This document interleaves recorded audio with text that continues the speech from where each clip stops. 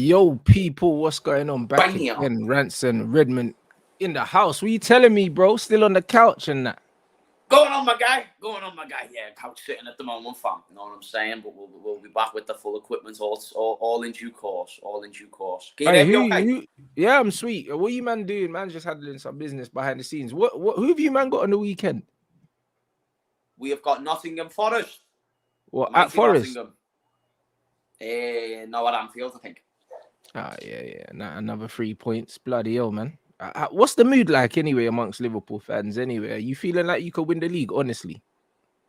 I think I wouldn't be putting my money on it, but yeah, it's possible, I suppose, because there's a few unexpected turns, isn't there? So Arsenal are doing fine in terms of winning, but they've been performing a little bit less than last season.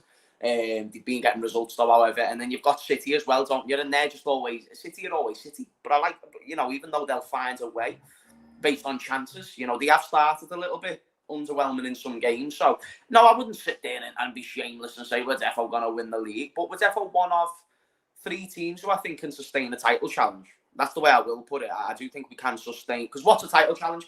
Get to April, get to May, and still be within a conversation. And I think we can be one of those 3 teams, whether it's us, City, and Arsenal, or if it's just us and City.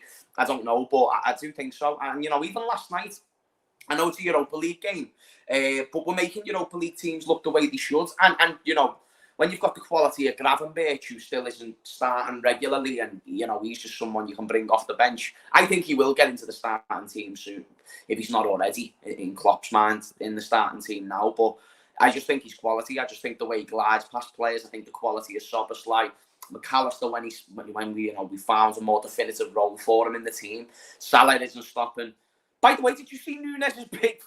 Bro, that was the most Nunes moment. Did you see it? I didn't. Everyone's talking about it. Bro, you need to watch it. You need to watch it as soon as I seen a still of it, like a picture, and someone was like, "Yo, like, how are we gonna explain to people that he missed from here? Did he go like round the keeper or something?"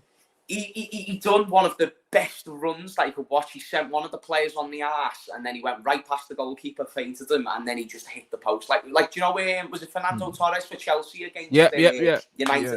Exactly that. Went round the keeper, then hit the side netting. Yeah. Except Nunes is the post, but yeah, bro, like I couldn't. It was the most Nunes moment of all time. But you know what? It was like so funny and so weird all at once. That's like why the majority of my voice is gone, bro, because of that moment. I was like, wait, what? Because I celebrated for the first 30 seconds. And then, yeah, bro, just didn't go in. But I love Nunes, though. He's funny, lad. He's just not a great finisher. But this is the thing. It's weird, isn't it? Because you say he's not a great finisher, but then you look at the amount of goals he scores, and it just shows you, that you don't need to be a great finisher to be a great goal scorer. Like being a great goal scorer is all about movement. Yeah, that's what I say about Salah. Salah, in terms of like hitting the ball, he can get a few sweet spots on the ball, but 9 times out of 10, it's more of a scuff shot, or he just tries to get it on target. Nunes seems to be very similar, hit and hope, but he seems a bit more reckless with it though. Salah still has a bit more placement on his finishing than Nunes. But Nunes is chaos. Yeah. But he's sick though, lads. I like Nunes. To be honest, he's grown on me because I've identified what type of player he is, and in our system, where we've still got a Salah who can be that main outlet, I think he's class, and he is a proven goal scorer. This season, I think he's now got, is it 13 goal contributions or something like that? So yeah, he's doing well. He's got like 6 assists, all of them to Salah. So he's actually doing quite well on the creativity. Salah's probably the only other player that can keep up with him. Do you know what I mean? To be fair, he's rapid, isn't it? But his finishing's crazy, bruv. Like, I don't know, he's a madman. Like, he scores some really good goals, and he has some really bad misses, innit? That's why when we were linked with him, I was like, right, it's like we don't need this. Like, we've already got Rashford. Do you know what I'm saying? If I wanted someone to fry my head, we've already got Rashford, innit? And it's just one of them ones. Man always score. They'll score great goals, innit? But they do some bozo stuff. So do you know what I like about Nunes though? Is that unlike Rashford, because Rashford can let things get to him very easily, Nunes is so the opposite. Like, he misses an open goal, he'll be devastated about it at first, like he was yesterday, but then he's just getting right back into the game. He never hides, and I like that about Nunes. He's always looking to get involved. He's causing the team shit all the time. I like him off the bench. I think he's a quality bench player. Some people still say that he should start week in, week out. For me, I think he does the majority of his work off the bench, you know what I mean? Based on creating, scoring.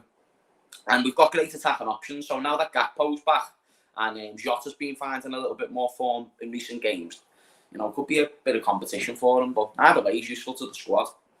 Yeah, no, he's absolute chaos, isn't it? And the thing is, when you're chaos is the best thing, like off the bench.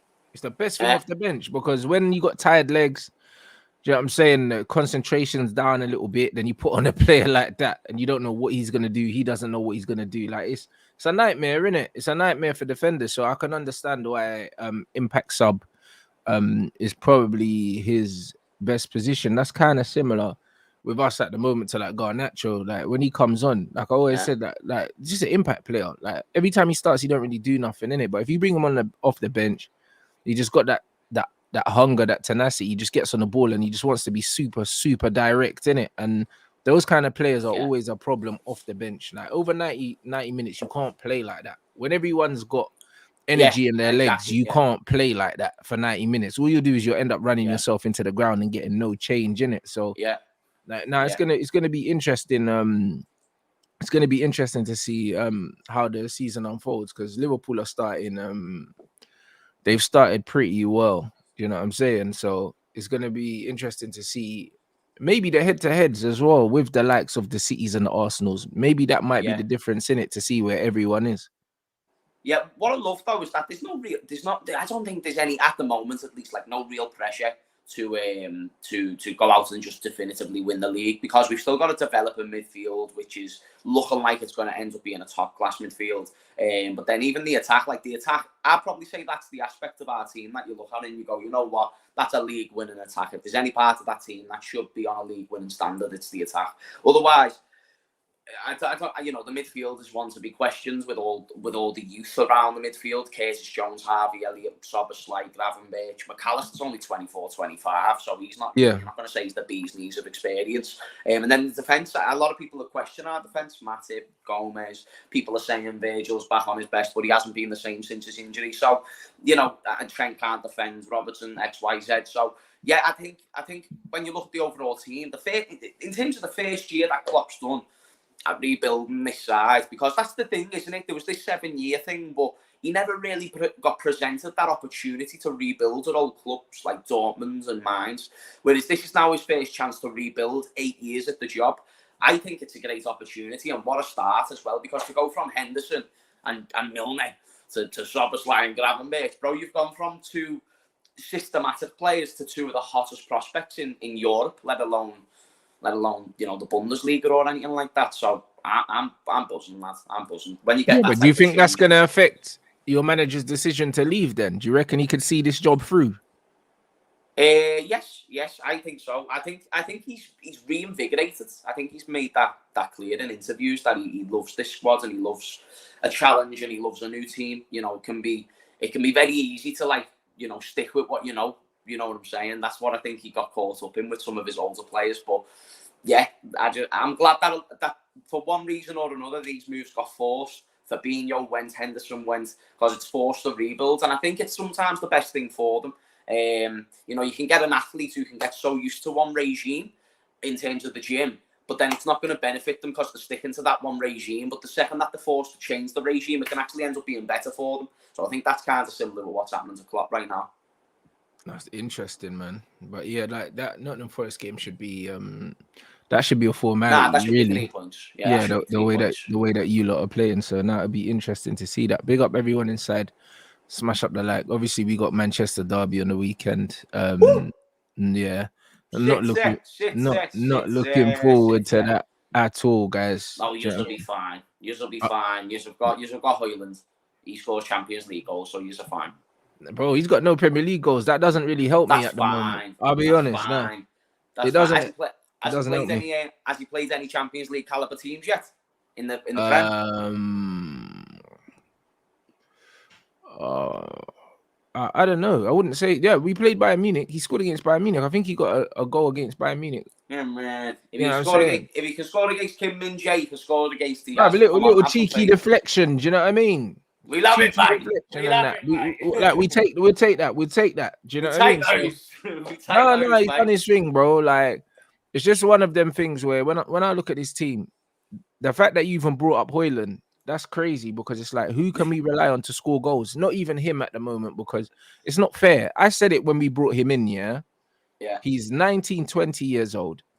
We should not be putting pressure on this kid to come into a league that he's not played at, play at a level that he's not played at, and carry us, bro. Do you know what I'm saying? Yeah. We've done a similar thing with Memphis when Memphis came from Holland, gave him the number 7 shirt and expected him to just put the team on his back straight away. Like, no, like Hoyland needs about 2 years before you can actually think about him being the main striker. I would argue that even next season's too soon, because this season is going to be the player acclimatizing not only to the Premier League but also to his teammates, and then the team next season is probably going to look a lot different to how it looks this season.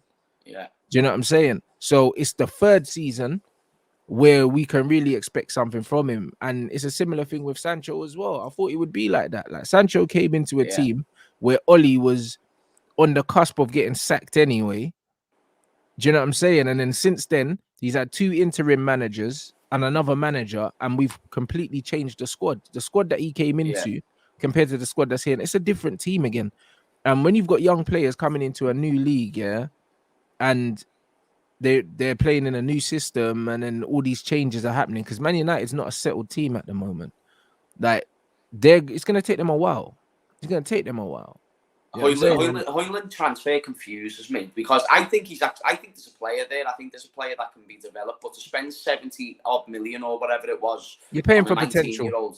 You're paying for something that's not there. Exactly, you're paying for the ceiling, and what he can get to is fine. But what United needed was right here, right now type stuff. You'd have been better off going and getting the frigging fella from Stuttgart who got 11 goals in the Bundesliga last season for the short-term aspect, for the fact that he's got. I think he's cooking this year as well, you know. I think if it's the same guy, I'm thinking that you could have went out. If you're wanting to get a striker with potential, there is so many strikers I'm sure you could have got out there for less than half the price you paid for Hoyland, and it does scream to me kind of like an Amad Diallo 2.0.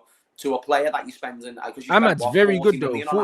45 million. Amad's very good though. I think Amad Diallo is a quality player, but you're paying for what you did do in that instance. You paid 40 million for a player who wasn't ready then, and since he's done no more than, I don't know, like Harvey Elliott. And how much did we pay for Harvey Elliott? Less than 10 mil, bro. Probably less than 7. So what I'm saying is, these talents that you're getting, they might be good talents, but the money you're spending for potential is what's going to get you into shit. And I think you've done the same with Hoyland, because is he going to be given or allocated the time to get respected in that team? Possibly, but based on experience and what we know about Man United, probably not, bro, because you've seen that with Sancho, who's a huge asset at the club. Other players as well, you've just mentioned Memphis. So it's not the player that I have a problem with, but the price tag, with the amount of time he's going to need, with the possibility of change of managers. It's one that I don't know why it was sanctioned. You'd have been better off getting someone else. And I think we bought him. I think we would have bought him to stop other people getting him, though. Do you know what I mean? It was one of them ones. It's just like when we got linked with what's the kid that was at Zesco? Yeah, that's it. That's the one. That Brer as well. It was the Zesco those are the kind of signings you make, so other people can't sign them. Do you know what I mean? Sometimes you have to be. Sometimes you have to be shrewd, and make these signings. But Real Madrid always do it. Like, Real Madrid are the team that will sign a young player like that early and then loan them out for 2 years, bro. Like, just to make sure that they've got them in it. And but they're not spending 70 mil on those. Nah, they're not. They're not though. Do you know what I'm saying? Yeah. They're not. Like, Real Madrid would have got Sesko for like 25 million, and then loaned him back, and then maybe sent him out on loan to like Osasuna or something. And then, do you know what I mean? Like, so there's ways of doing it. It's just like when you hear that Man United could have got Caicedo for like less than 5 million, they didn't sign him, bro. Sign him for 5 million and loan him out, bro. It's like Alex Ferguson used to do it a lot of the time. We used to sign players, young players, and just send them out on loan to Antwerp or send them somewhere else to like one of our sister clubs. I'd imagine if you're happy to. I was going to say, if you're happy to spend that much money on Hoyland for 70 mil, for instance, I was going to say, why he must have been on your radar for a little bit of time. Why don't you buy him 12 months prior when he's going to be but he's got the same agent as the manager. attributes? I don't think he was on our radar. He's got the same agent as the manager. I think that's the reason why we signed him. I believe that the manager has spoken to the agent and them lot have probably pocketed some money from that transfer. That's what I believe. That's wild. That is wild. You know what I mean? That's what I believe. Do you know what I mean? I don't believe at all that he was on the club's radar for a while. Because when Ralph was in there, Ralph was mentioning different players and he was not one of them. You know what I'm saying? Like, he was mentioning other players. He mentioned actually Alvarez, and Alvarez is at Manchester City now. So he mentioned Alvarez. He mentioned, I think he might have mentioned Sesko. We got linked. There's a few players he mentioned. He was not one of those players. Alvarez is a great example. Like, he would have been the perfect example of what I'm talking about, of what you needed. And let's not say there's none of those Alvarez's out there, because we didn't know Alvarez was there. Like, the average person when he was at River Plate, we didn't know Alvarez was there and he was going to become this. But that's the football club's job. They're supposed to identify, this dude's got the minerals and the potential to get to here. So let's swoop in for him for 15, 20 million, because we're in him and Enzo, where it was like a combined fee of like 20, or I think it was like 15 million for both, or 20 million for both, something mad like that. Enzo only ended up going for that money because of the time that he went, but the season before, he wouldn't have cost that.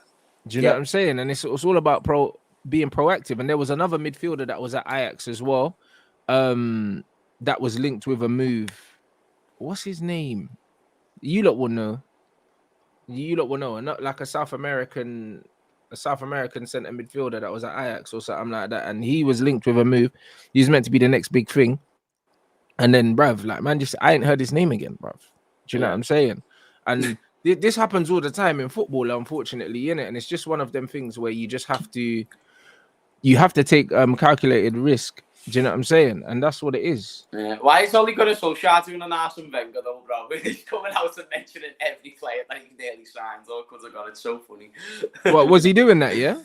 I don't know. Everyone in the chat saying that he could have got X, Y, Z, mentioning every player under the sun. So it's just funny seeing all the names. You know what the amazing? It's how a transfer committee can get so much wrong. Honestly, like that's wild. Edson Alvarez. It's Edson Alvarez. Do you know what I'm saying? And he's at West Ham now. So imagine he was getting linked with all the big clubs, and then he ends up at West Ham. And that's why sometimes, like, football's a slippery slope, innit? Yeah. Because it's kind of like a lot of these players get linked to these big clubs because their agents doing a Jada Pinkett, bro, and he's trying to sell something. Do you know what I mean? A man's just on a book tour, bro. But then it's like these guys end up at dead clubs. So it kind of tells you it's like the player was never that good, innit? And the noise, it wasn't worth the noise. And also when you look at certain players, it's like the thing with football that you notice is that because of social media, players' prices get inflated massively. Like, remember Fratelli at Napoli, last season, everyone was like 90 million, 100 million. Yeah. Bruv, he ain't worth that, bruv. He never was worth that. Do you know what I'm saying? And now, when you're looking at him now, all the madness has died down. And all of a sudden, it's like, I think he went nearly a whole year without registering anything of merit. And then he's only now getting back into form again. And it's like, if you would have paid that money at that time, you would have looked like an idiot.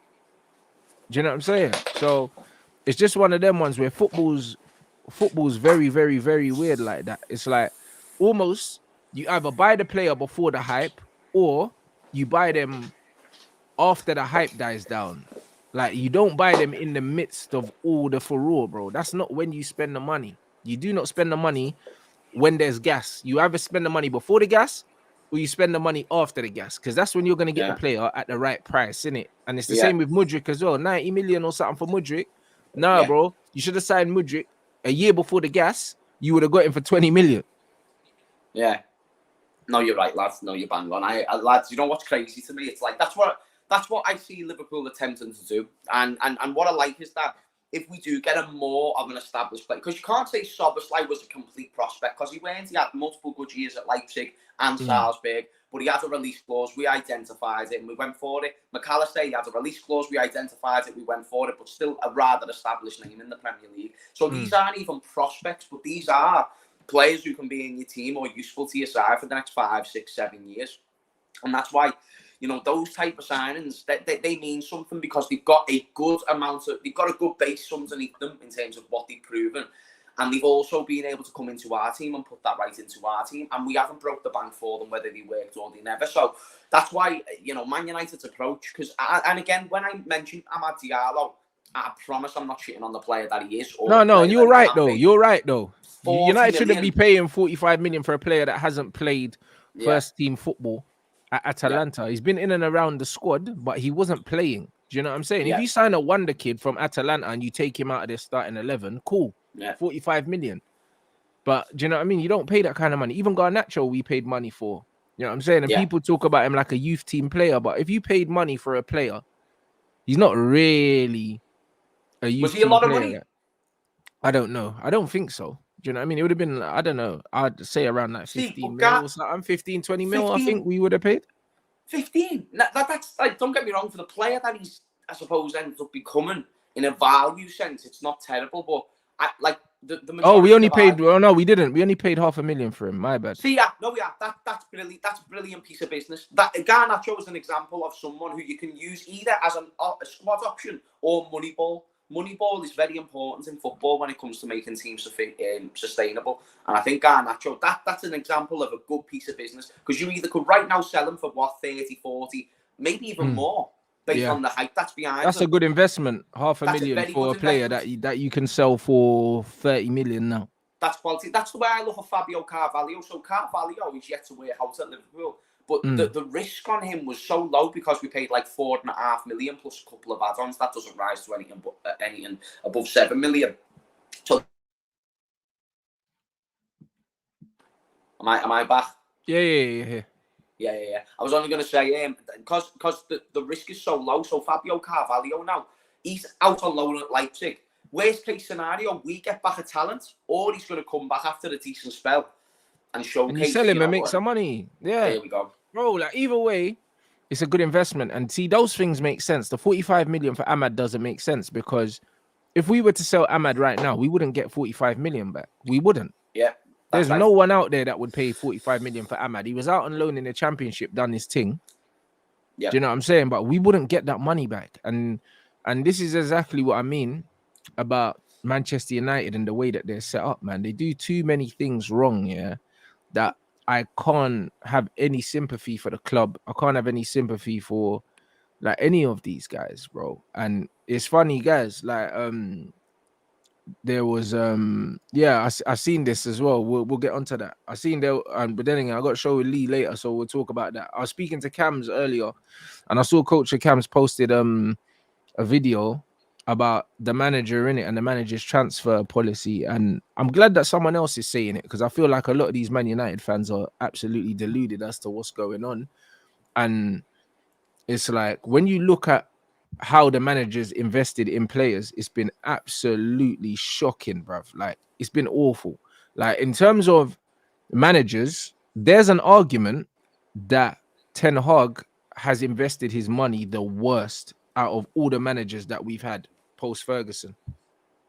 Easily. That could be a shout. You know, because even on the Gunnar Solskjaer, even though we made some mad signings, they always had hype behind them. There was always a marketability aspect behind them. We always said they were obvious signings, but at least they were players that were supposed to be good. Yes, exactly. Whereas Højlund, for example, you know, just from an outsider who hasn't seen him play, you look at that resume, you're spending 70 million on a dude who got, was it 9 goals last season in the Serie A? And, you know, I know, like 9. You said, it's one for the future, but like, he hasn't brought any marketability, and he hasn't brought anything for the right here, right now. There's a bit of an issue there. Do you get what I'm saying? The only player that we bought for the right here, right now, was Casemiro. But the thing is, if you want to play high intensity ball, why would you bring in Casemiro? Because he's never played that way.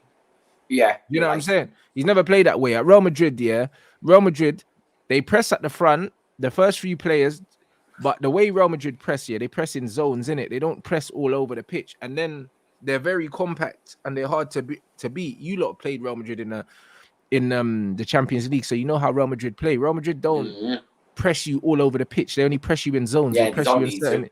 They don't need to, and they don't have legs in there.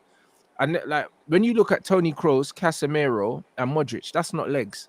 And this is why Yeah, when I say to a lot of like the younger guys that watch me, yeah, there's too much overemphasis in footballing. Oh, you need legs in midfield and that. Bro, if you because all these professional footballers are fit, like yeah, there's obviously levels to being fit. Do you know what I'm saying? There's levels yeah, to it, but all of these guys are fit to a certain extent. Having midfielders that are super fast, super agile, and all of those things, that means nothing, yeah. That yeah, means absolutely nothing because the ball will always win. yeah. The ball Well, will always win. notice the way Real Madrid have like proper shit house centre backs as well. You know, Yeah. someone who's going to go out there, be energetic, be high paced. That's what they've got to cover up for the lack of legs, and they dominate games in possession as well. So they don't really need it, bro. Excuse me, that came out of nowhere. That, jeez, Lujan, when a sneeze pops out of nowhere, it's one of those. It was silent though, so I didn't need to blow out anyone's eardrums. But nah, lads, friggin', that's what Real Madrid do. They dominate on the ball. So if they're going to win games in possession, why are they going to waste their energy out of possession? That's what they done with us. They were like, "Come on, take your shots. We trust our That's the goalkeeper, thing. and you're not going to do much because we're going to be efficient." And that's exactly what they was, because they only need a moment, and with that quality on the ball, you're fine. You're more than fine. No, 100%. And this comment here said Van Gaal's players were dead. And the reason why I don't necessarily agree is because Van Gaal, even though Van Gaal wasn't given the players he wanted, yeah, Van Gaal had a way of playing a system, and he knew where the players were going to play and how he was going to fit them in. And then when you look at this Ten Hag fella, yeah, you look at this, yeah, he said, yeah, that he wants to play transition football, all of this high pace, aggressive football. Doesn't suit Casemiro, doesn't suit Christian Eriksen. Anthony's not a transition player either because he doesn't run in behind. He always comes to the ball. So that's already 3 players that the football doesn't suit. Yeah. That's before we're going in. Amrabat, you could argue that Amrabat ain't no transition player. He's not that mobile. He's no more mobile than Cas. I'd argue that he's probably less mobile than Casemiro.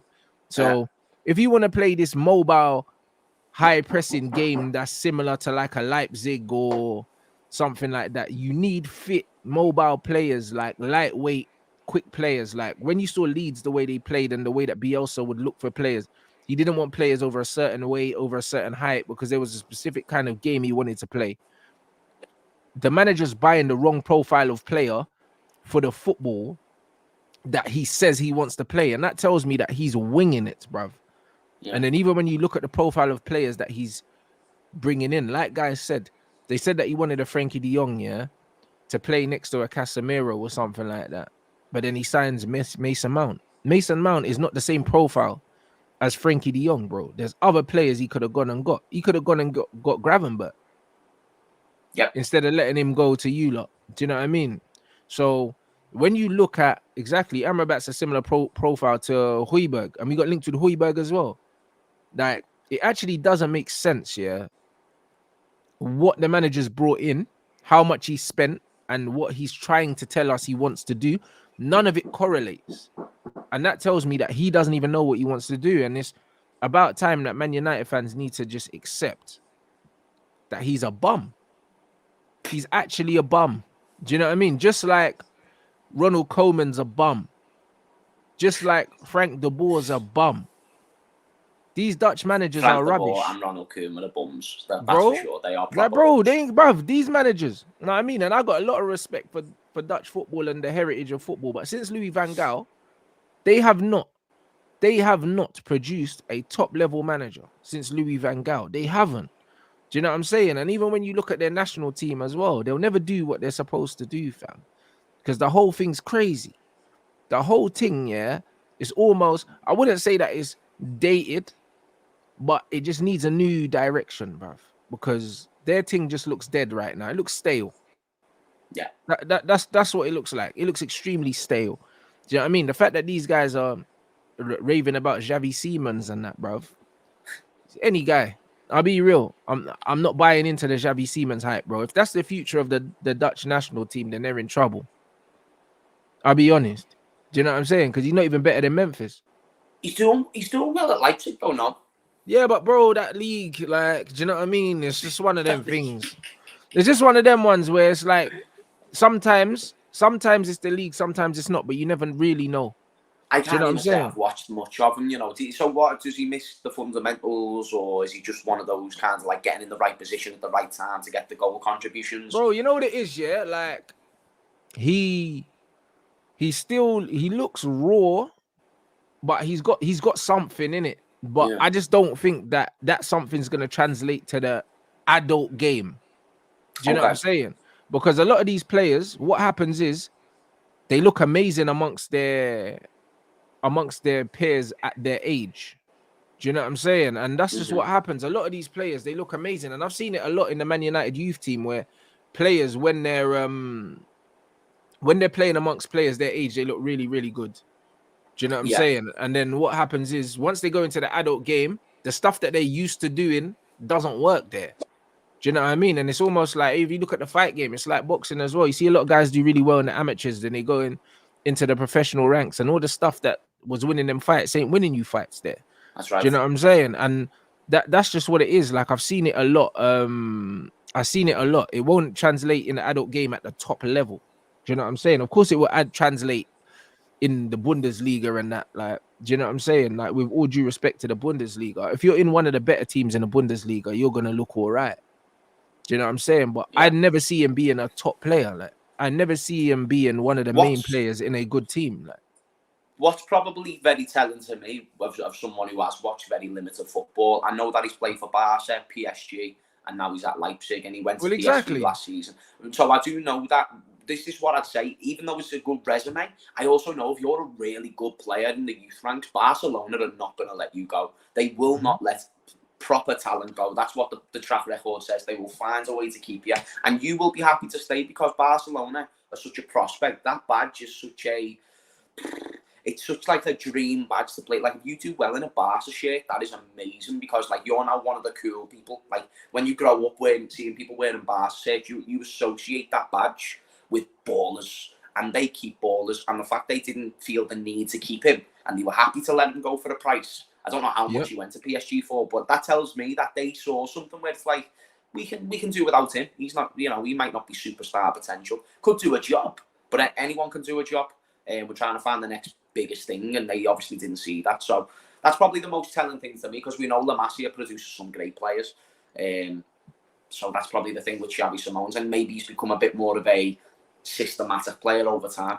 No, but the thing is, like, I saw the documentary on him, and they said that Mino Raiola was managing him at the time or something like that. And I think he said he never saw a route for him into the first team, innit? Yeah. And they were basically saying that Barcelona at that time didn't have like a recent track record of bringing players into the first team, and they didn't want him to stay there.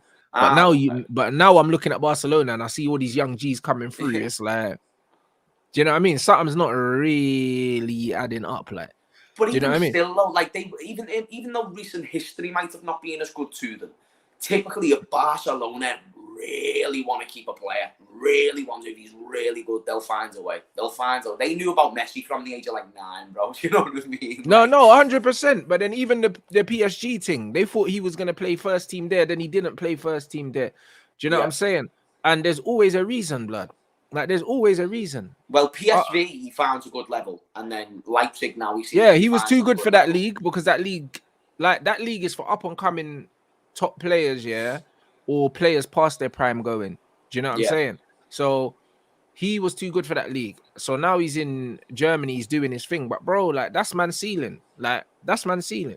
Do you think that's the max of Xavi Simons? I think that's the place where you'll see the best of him. Like, I don't think if he goes like Italy or he's in the Prem or whatever, he's gonna do anything unbelievable, bro. I think he'll just be like just a good solid player, but he's not the guy that they can hang their shirt on. He's not gonna be Iron Robin, bro. Do you see what I'm saying? Yeah.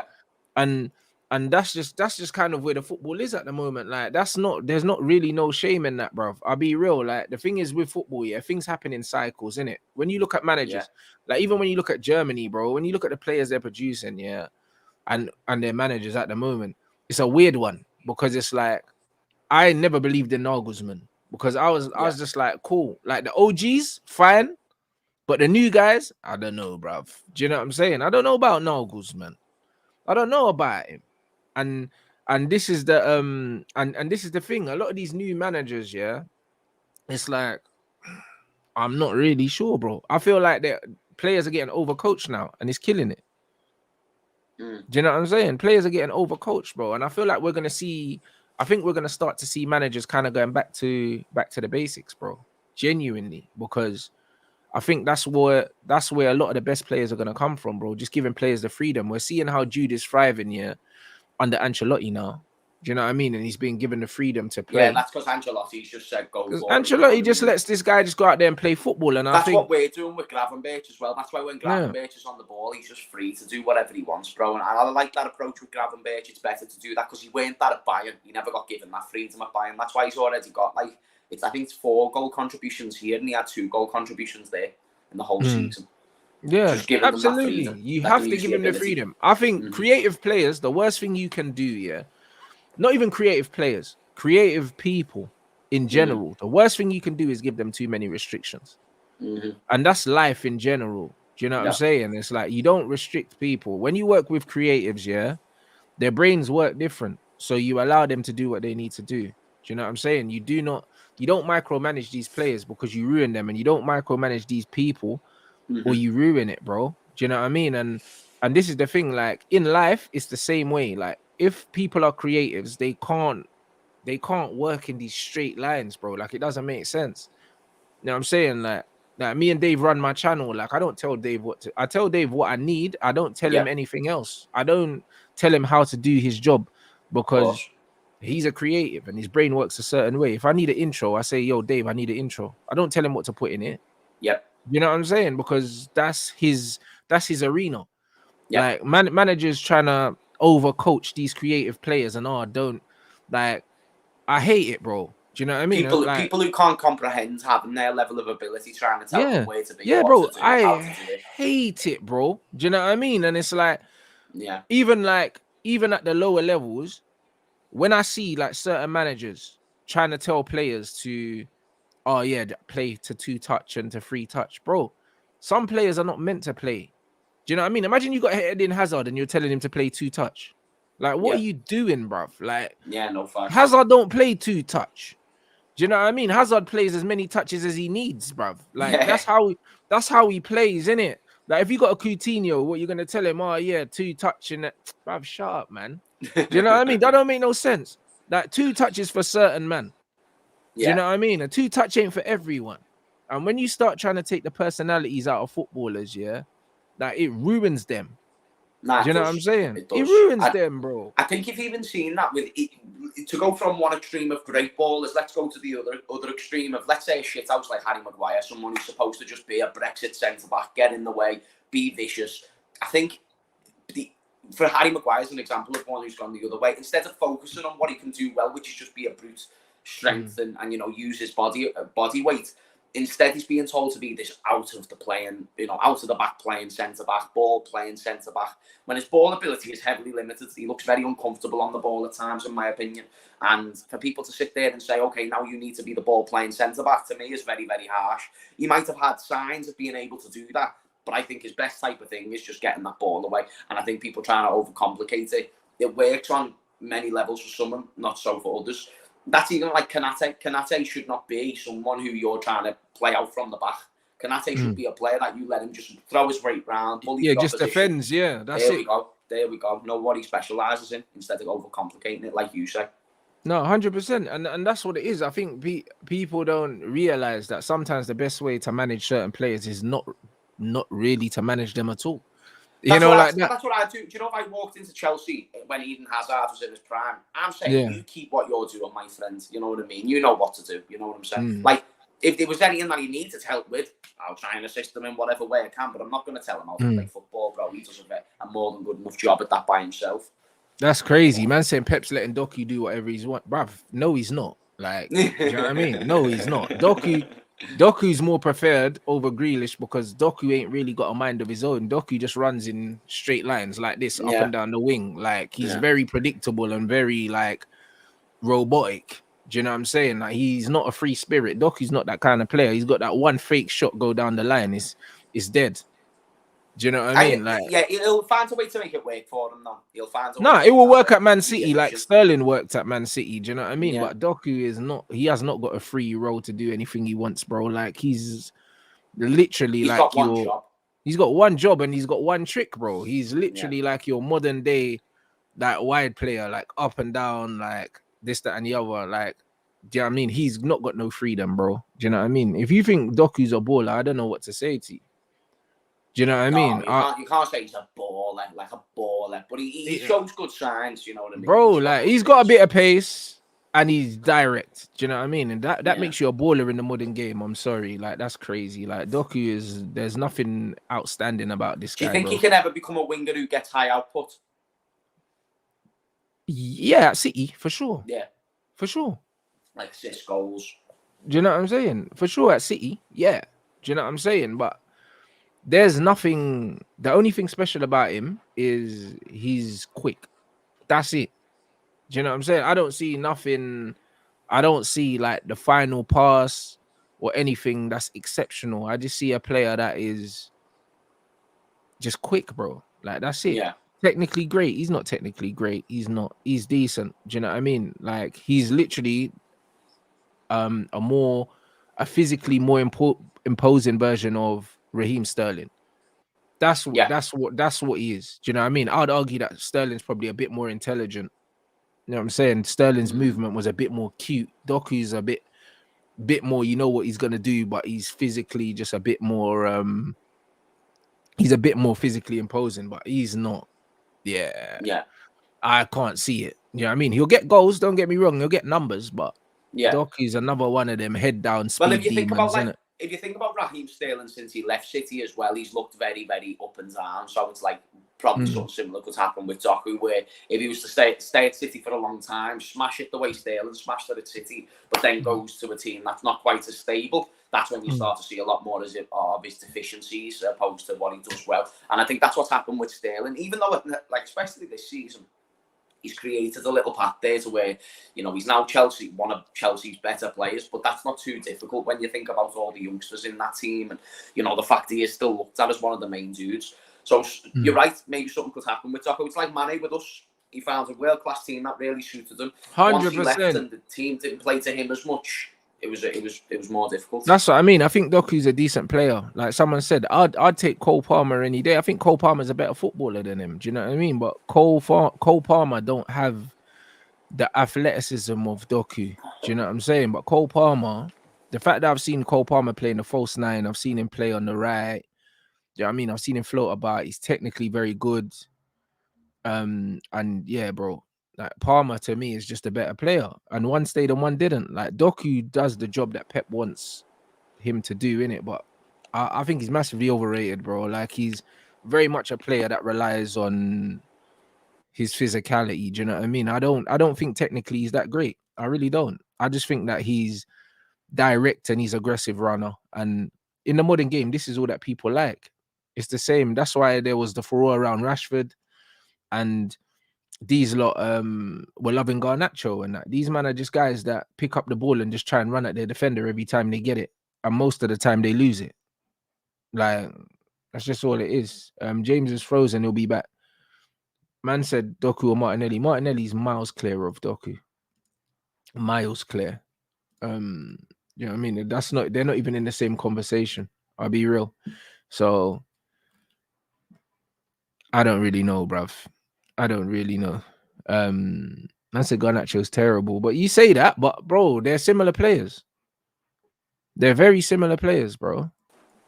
Sorry, bro. Yeah, no worries, my bro. No, they're very similar players. Like, I'm not gonna look at Garnacho and say he's terrible, and then say that Doku's amazing because they're very similar.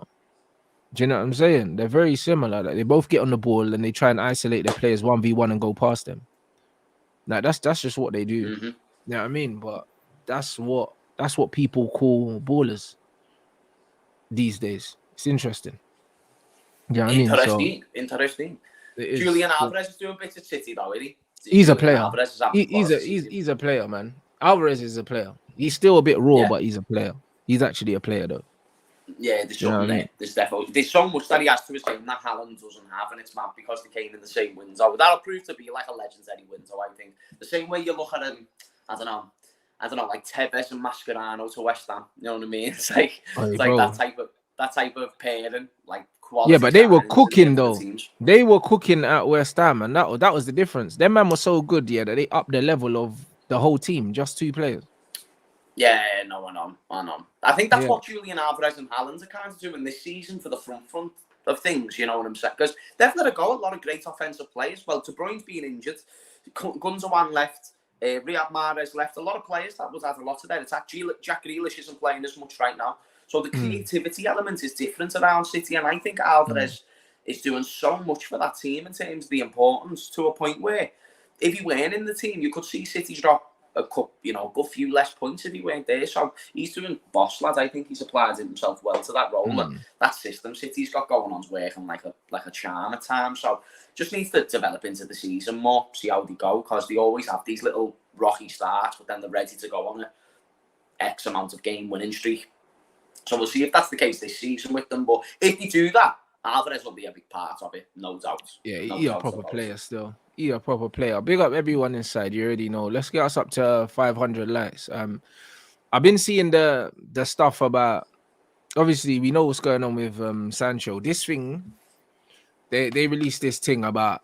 They're saying, when the manager came out and he said, "Oh, his level of training, he got dropped." They're saying, that basically what happened was, he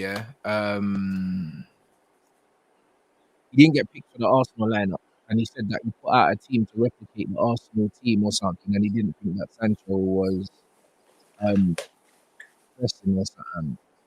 He wasn't pressing the way he wanted him to press, and apparently that's why they fell out. Uh, this is weird to me. I can't even lie. This is a bit. This, well, man said Sancho was among the shadow 11 and didn't commit to the drill as Ten Hag expected, bro. Like, what do you mean, bro? Like, this whole saga. This whole saga's doing my head in. Yeah, no, it's mad. By the way, your audio just went a little bit underwater. I thought it might have been me. But no, the Sancho situation, he needs to go, bro. He needs to go. Whether it's his fault, Ten Hag's fault, he needs to go for his sake and for Ten Hag's. It doesn't work. It does not work at all. That's why I think that relationship needs to end. Ten Hag clearly has his issues about Sancho. Sancho hasn't done enough when given the few opportunities he's been given for me to show class that he's going to work out there. So just he's got to go, broski. He's got to go. I don't know if that means a loan to Juventus, which I saw. I don't know what that means, but bro, when it comes to Sancho, I'm getting sick of that saga, and I'm not even a United fan, but just something every 2 minutes, like a little update or an apology, or he's not apologising yet. He should apologise. He shouldn't apologise. He should go. And Ten Hag should just do whatever it is that he's cooking, because it doesn't seem like he's going to be. It's not helpful. It's an avoidable situation from either the manager's point of view or the players. But there's no common ground being met, so they just need to separate, broski, because it's causing this weird little thing at Man United right now. That's not necessary. Like an anti-situation, that's kind of uncontrollable. That's like whatever happens. This is something that's very, very avoidable. You know what I'm saying? So, yeah, It's just dumb. I can't lie. When I look at the whole situation, it's gotten way, way, way out of hand. Do you know what I'm saying? And it's like it shows me that the manager. It just shows me again that the manager, he don't belong here. He does not belong here, bruv. Because at the end of the day, a Man United manager does not let this get so out of control. Do you know what I'm saying? It shouldn't have got to the point where we're getting updates saying that this guy's getting changed in his car and he's getting sent a lunchbox and he's banned from the canteen and all these things, bro. That level of pettiness, bro, is pathetic, innit? Like, I'll be real. It's actually pathetic. And that's also a sign of an insecure guy, that doesn't know what, like, he don't feel secure in his job. Because if he did, like, amongst men, you see, when you're the guy, you don't have to say it, you don't have to prove it. Do you know what I'm saying? You just know that you're the guy, bro. Do you know what I mean? And there's a certain aura about you when you know that you're the guy. The fact that he is going above and beyond to try and show his authority, that shows that he doesn't have any. That's what it is. Do you know what I mean? Because you don't You don't go walking around as the guy saying, I'm the guy, bro. Who you trying to convince? You know what I mean? Like Yeah. when you're getting this guy, yeah, when you're getting this guy to eat out of a lunchbox and banning him from going and sitting down and eating food, like it's gotten too far. It's gotten to the point where the FA really, yeah, should have stepped in and done something about it, bro, because it is bullying. That's what it is. And the thing is, yeah, like hats off to Sancho for still going in to train with the under 18, still going to watch their games. Like there's been reports coming out saying that he's spent a lot of time with the players and he's been helping them and stuff like that. Because if it was me personally, I just wouldn't go in. I just wouldn't go in, bro. I'll train on my own. I'll go to the gym. Like I'm not allowed to use the canteen. I can't train with my teammates. Why am I there, bruv? Like why am I there? Facts though. Like, do you know what? All the additional stuff is, I hear what you're saying. And I don't know what Ten Hag's looking to achieve here. I just don't think this is the best way around it. I don't know if, like, excluding them from the canteen and stuff like that is... I just think there's a better way you can discipline someone. You can make it clear, like, listen, you're not good enough, or you're not in my plans, or I think you've done this wrong, so I'm not going to involve you in the match team stuff. Bro, it's not legal, bro, what them man are doing. You're just trying to use an example. That it's not legal what these men are doing. And then on top of that, yeah, they're also briefing the press to try and vilify him as well. Do you know what I'm saying? That's why there's two sides to this. It's the fact that they're leaking these little things to the press, yeah, to get people onto him, yeah. And then they're mistreating him as well. They're treating him like a convicted felon, bro. Like the guy's a footballer that had a falling out with the manager. And they're treating him like he's a criminal. Man's getting trained. Man's parking by the pitches and changing in his car, bro. That's crazy. Eating out of a lunchbox. Like, this is unacceptable. You know what I'm saying? And it's like, it shows that the manager, does not have control of this dressing room, and he doesn't have control that people think he does. Because for idiots, they'll say, oh, you know what, the manager's showing that he's in charge and that. But bro, when you have to go above and beyond to show that you're in charge, it means that you're not in charge at all. That's what it means. Because you're trying to use him as an example to scare other people. But the problem is, yeah, clearly the players aren't playing for you, which is why our performances haven't improved since Sancho hasn't been at the training ground and hasn't been on the team. Do you know what I'm saying? Yeah. So it's going to be very interesting to see when it ends, but it will end. Do you think it ends with Sancho will go? Sancho might still go, but the manager's getting sacked. The manager's not seeing this manager's not seeing this season out. He's not. Like if he makes January, the January transfer window, I'd say he's done really, really well. I don't expect to see this manager here at Christmas. And Arteta had Aubameyang training by himself. Sancho? Do you think they save Sancho? I think that if you're Sancho, you want to leave, man. To be honest. I'll be honest. Yeah. That you'd want to leave. That's what I'd say.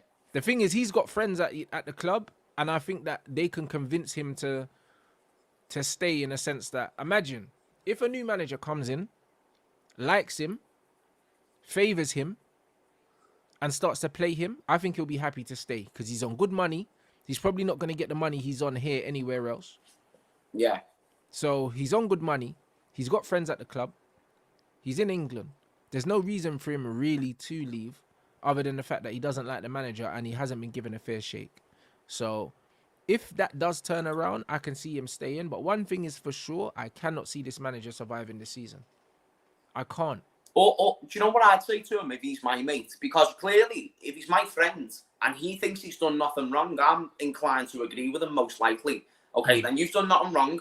I think you should go, because these have disrespected you. Not only have they took it to a point where it's petty, but they've actually put it out in the media, which is going to ruin your image. And they don't deserve your quality, and they don't deserve your service when they weren't there for you in your lowest times. And listen, it could be different context, but if that's the context of me as a friend of Sancho, and Sancho sitting there, I'm not apologising, I've done nothing wrong, then I'd say, well, you need to go there, because these people are looking to get you. They're looking to vilify you until you're finished.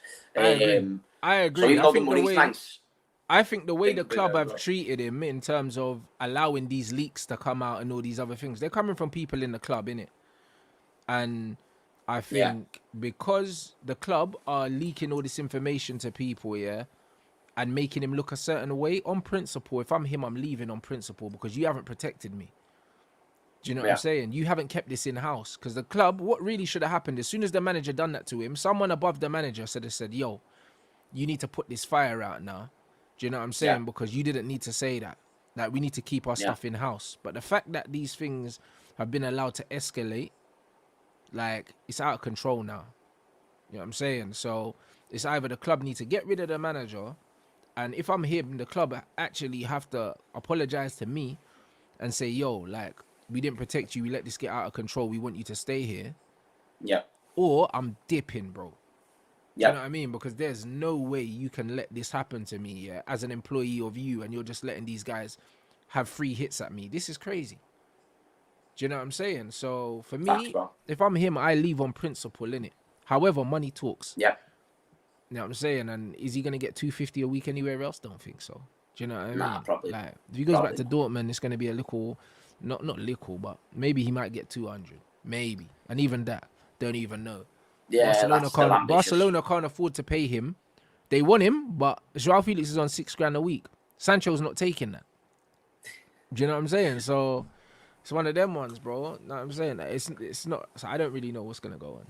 That is wild. That Joao Felix is on 6K a week, by the way. That's the type of pull Barcelona have there, mate. You know what I mean? Getting a player like that on 6K a week. 100%. Do you know what I mean? So, Jaden's 350 is with bonuses. Like he doesn't get that. Do you know what I'm saying? So, like, it's just one of those things. So I think that he could stay, but I think it would take a lot. Do you know what I mean? So, big up everyone in the chat. Make sure you smash up the like button on the way out. Make sure you subscribe to James Redmond TV. The link is in the title. What you got coming up, my bro? Just going to be doing a few bits and bobs over the next few days. Obviously, the Nottingham game on the weekend, so you can tune into that, people. But another great show, my G. Another great show. Oh, I've done that rolling thing on my knee the other day. Did the trick, bro. My knee's feeling fresh. I told you, bro. You got to look after your body, man. I'm telling you. Like, Facts. That's what it is, bro. You only get one, bro. Facts, man. I was taking no chat. I shit myself after the last three that we did. Yeah, I was like, Rants, my knee's a little bit messed up here, you know, lad, and I'm getting scared because obviously when your knees are done in, lad, it's hard to get them back. So, like, he just told me about the rolling thing that you put on your knees, and it proper sorted me out when I went to the gym the other day. So, appreciate it, Ranceroni. Personal online PT. Not you just a football and YouTuber. Come on. You know what I mean? Big up, man. You lot, I'm back at 5 o'clock with Lee Gunner. I'm going to go hit the gym now. Do you know what I'm saying? And I'll see you guys back here at 5. So, big up. And, yo, we'll catch you guys in a bit.